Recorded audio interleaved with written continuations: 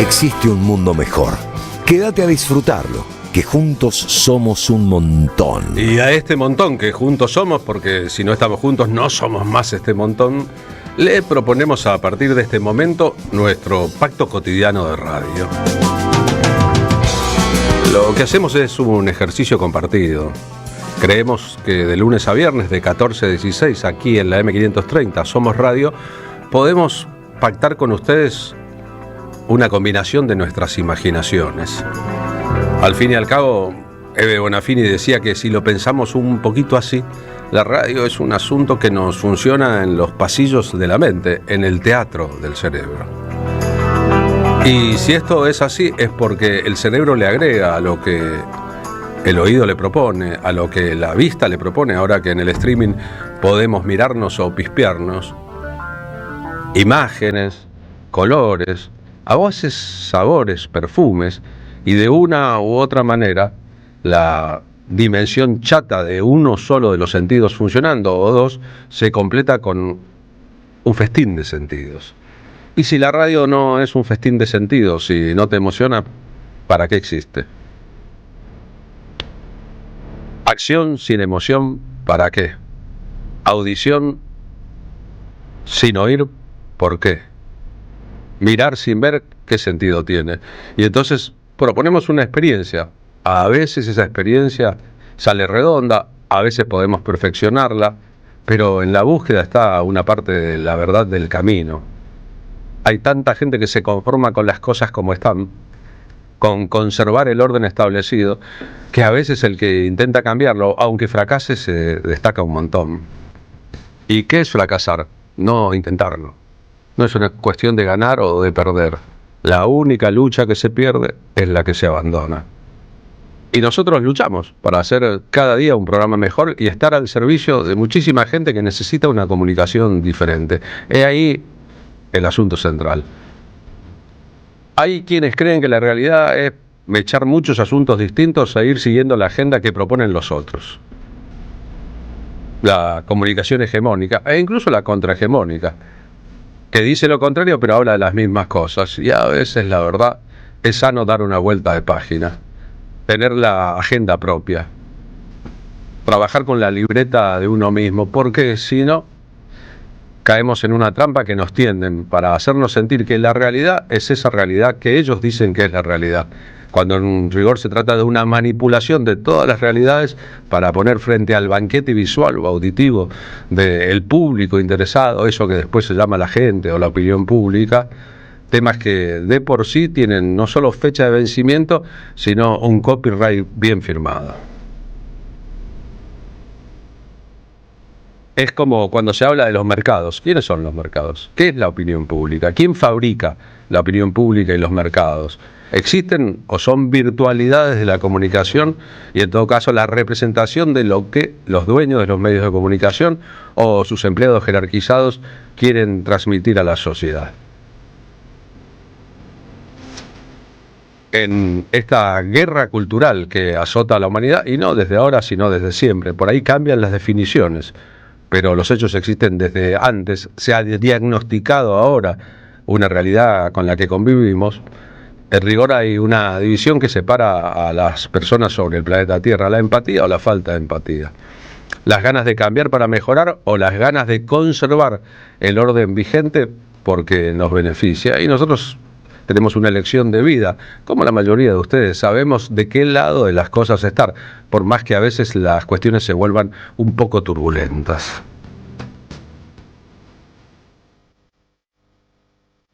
Así que dando una vuelta de página a tantos capítulos de eso que llaman la realidad y perecerá pasado mañana, nosotros empezamos por otro lado del programa. En 1929, en una ciudad que también se llamaba Buenos Aires, el 25 de septiembre nació el actor que conocimos como Pepe Soriano. Lo consideramos un ejemplo de vocación, de servicio a la comunidad y un ejemplo de capacidad actoral. En su caso se dio un milagro. Pepe Soriano trabajó hasta más allá de los 90 años. Es decir, bordó una carrera larguísima y con muchos lauros y reconocimientos, pese a que no fue nunca una estrella de la televisión, de esas inaccesibles, sino también un trabajador del teatro, un trabajador del cine, un trabajador de la televisión, y él lo tenía muy claro. Él decía que su trabajo no era muy superior al trabajo de un zapatero o de un panadero, tenía un oficio, perteneció a una generación que se formó en la militancia, en las tablas, en los tablados, en los teatros, en los retablos, sin importarle muchísimo a esa generación de actores la figuración pública. Hoy parece que hay actores que son solo la figuración pública y que tienen por detrás muy endeble formación. No fue el caso de Pepe Soriano. Lo recordamos en espectáculos en que, por ejemplo, amasaba en vivo harina, pan, un poquito de sal, prendía un horno, hacía un pan mientras duraba la función y después compartía el pan caliente con su público, afirmando que con eso inmediatamente nos convertíamos todos en compañeros, los que comparten el pan. Es un personaje virtualmente inolvidable, y lo que logró en el mundo de la actuación y fuera del mundo de la actuación fue un inmenso respeto. Verlo trabajar en cualquier etapa en el teatro nos devolvía la imagen de la capacidad de formación actoral que tuvo la escena argentina. Hablando en lengua castellana, una vertiente muy clara de italianidad en el modo de representar. Un repertorio clásico, en su caso siempre a disposición, y una vastedad de recursos para hacer reír, para hacer llorar, para hacer pensar, para no ser un actor que solo trabajaba de sí mismo, a veces pasa, sino alguien muy dúctil a la hora de representación de personajes. Él pensaba que el escenario es un espacio sin red. A mí con 10, 15 minutos de estar solito en el camarín, es simplemente para hacer como sería una especie de reiki, para alejar todo lo que está fuera de lo que voy a tener que hacer después. Y después está este fenómeno del escenario, que es un espacio sin red, no hay red.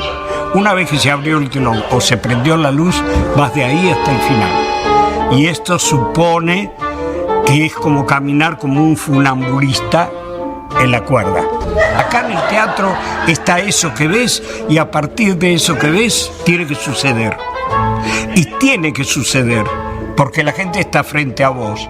Y esto es el único acto que queda en el arte de la representación como originalmente.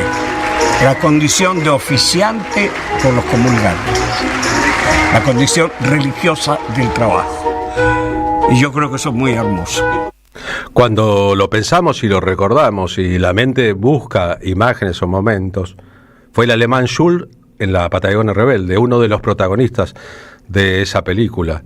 Fue el abuelo de No toquen a la nena en 1976. Fue Lisandro de la Torre en Asesinato en el Senado de la Nación.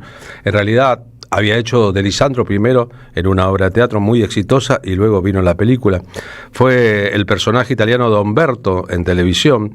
La verdad que la posibilidad de representar estereotipos de la italianidad fue muy fuerte, y sobre todo fue la terrible abuela de la nona, tanto en el cine como en el teatro. Una obra que Tito Cosa escribió en los años más duros de la dictadura, con un nivel de simbolismo muy abierto. La nona se tomó como una obra de resistencia, pero ¿qué era? ¿Quién era la nona? ¿Qué representaba? ¿Representaba a las fuerzas del mal que se abatían sobre la Argentina? ¿Era la inflación un flagelo de la época? ¿O era una historia de cómo una familia se puede destruir por adentro por el hambre? Y cada vez que le preguntamos a Tito Cosa por eso, decía, ¿y yo qué sé? No sé, yo escribí la obra, ustedes interprétenla. Sin la interpretación de la nona de Pepe Soriano, la nona no hubiera sido nunca lo que fue. Buen provecho. ¿Quedó algo? Todavía está calentito. ¡Maguizo! No hay más. Tome, nona. No le dejes, que ya comió demasiado. ¿Cómo le vas a negar comida a la nonita? Nonita, la cabeza blanca como paredón iluminado por la luna. Qué cosas lindas decís. Y esas arrugas que son surcos que trazó el arado del tiempo. Cupane, Se acabó. galleta marinera non tenés. Pero más que galleta marinera, vamos a la cama, vamos. Déjalo un cachito, que es el único momento que tengo para estar con ella. Claro, como usted está tan ocupado. Vamos. Y un postre. La nona tenía hambre. Siempre tenía hambre. ¿Era el hambre de los inmigrantes italianos que llegaron a Argentina o era un personaje completamente representativo de otras cosas? No lo sabemos, estamos compartiendo la música de La Nona, la banda de sonido de Oscar Cardoso Campo de la película La Nona. Pero antes que la película fue un éxito de teatro muy grande, como ocurrió con Lisandro. Es decir, obras que interpretaba Pepe Soriano en el teatro llegaron después al cine.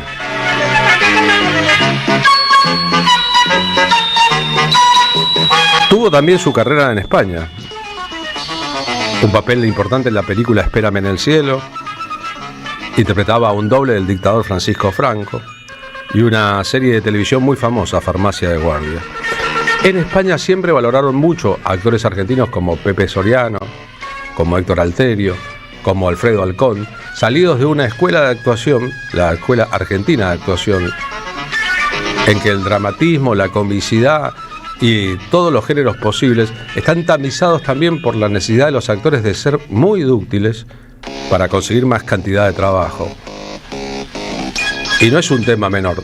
Por ese camino después llegaron a estrellatos en España otros actores argentinos, entre ellos Ricardo Darín, muy claramente, Leonardo Sbaraglia, muy claramente, y podríamos hacer una lista muy grande de los que aprovecharon el camino de los que abrieron el paso con su talento. Entre los personajes más queribles de Pepe Soriano, el Loro Calabrés.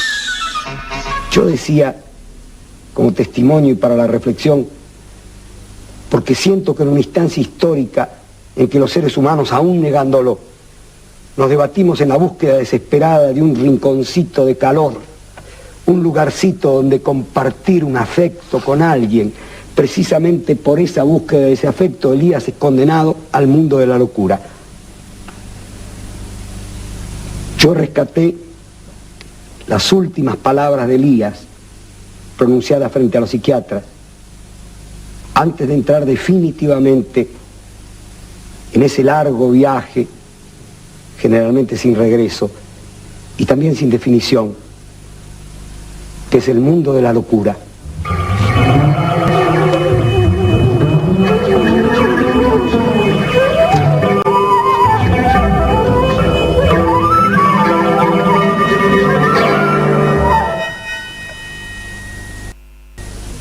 Y allí está el Señor Jesús, colgado como una res viva, el cuerpo cubierto de moscas pegadas a las llagas. Todos los músculos del cuerpo están sosteniendo la respiración. Entonces el hombre se apoya en sus pies, se alza y respira. Pero un nuevo dolor y más profundo lo traspasa y se afloja, pero se asfixia. Porque un crucificado muere por asfixia lenta. Y así durante horas. Cuando mi pobrecito querido dijo por fin, todo ha terminado, apenas debía tener un hilo de voz audible por los coágulos en la boca. Eso hicieron con él. Por favor. Por favor. ¡No más choque eléctrico!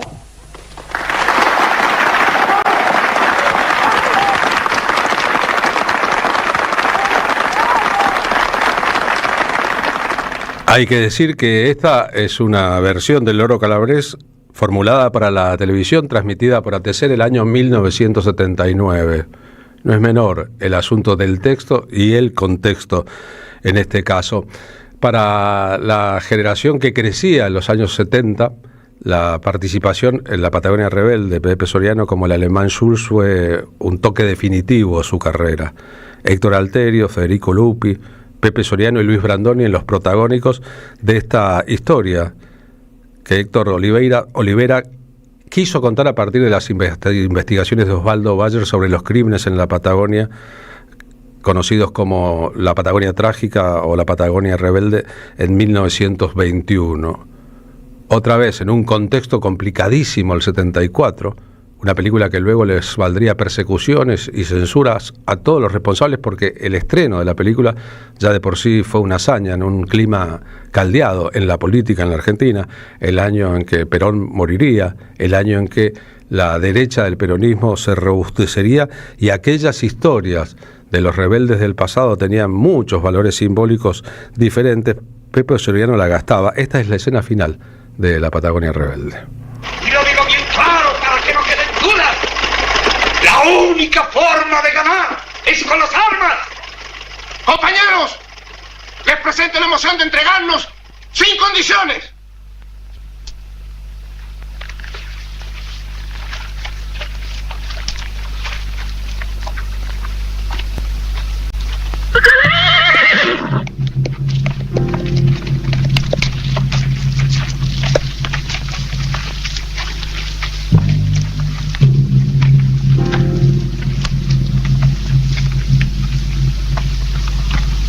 No esperaba este final. No lo esperaba.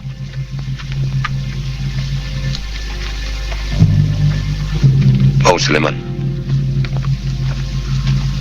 Aquí no queda nada por hacer. No, Antonio. Yo me quedo. Respeto la resolución de la mayoría. Pero eso es un suicidio. Te fusilarán a ti, el primero. Siempre acaté la resolución de mis compañeros, aunque se equivocaran.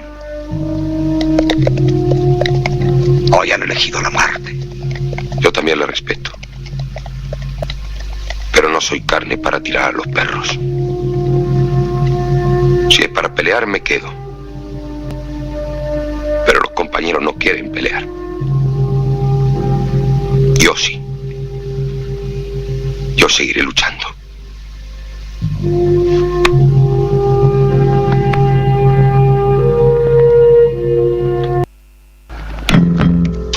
Luis Brandoni en el personaje del gallego Soto, el que quiere seguirse peleando, y el alemán Schulz, el anarquista que va a respetar la decisión de todos sus compañeros en una escena crucial de la película. Esta es la música de Oscar Cardoso Campos para la Patagonia Rebelde, la banda de sonido.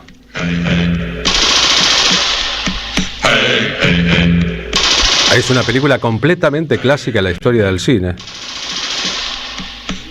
que además tiene como agregado un extra que durante un tiempo se volvió en un tópico.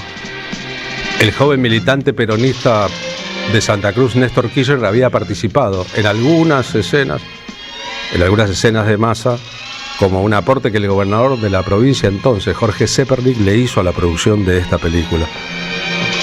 Proveer de actores aficionados, de gente que pudiera aparecer para completar escenas grandes.